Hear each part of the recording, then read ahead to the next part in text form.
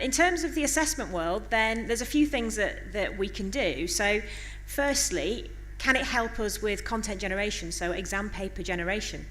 We can do it quickly, we can do it more speedily, we can be a little bit more diverse in the kind of questions we ask. And so we've been doing a lot of work to look at that sort of content creation aspect of examinations. And some of it works quite well. So if you ask AI to create maths questions for exam papers, then it does it pretty reliably. If you ask it to write science questions, then it does it pretty reliably and pretty well. But if you ask it to write English content, then when we started doing this, then we found that it was doing things like creating Shakespeare quotes all by itself. So there's an element of reliability that quite yet there with AI. So I think we're kind of looking at AI as being, it's a co-pilot. So it's something that we use as a tool alongside our human expertise.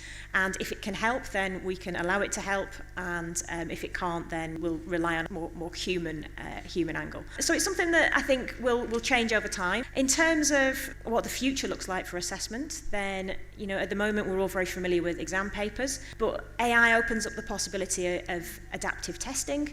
So a world where a student will be tested on a piece of content, and then dependent on the answer that they give, then the AI will then give them a new question. So they'll take a personalised and differentiated journey through an assessment, if you like. So I think that's potentially really powerful. And then on the back end, on the kind of the marking end, then we've already seen that AI has the potential to eliminate bias from the way that we mark our assessments. I mean, we've got a lot of checks and balances in place to make sure that our assessment marking isn't biased, but with human input, then there will always be that potential. So AI's got a potential really to help us in terms of our marking. So I think for the assessment world, then it's going to fundamentally change how we do things, but I think it will never completely replace humans.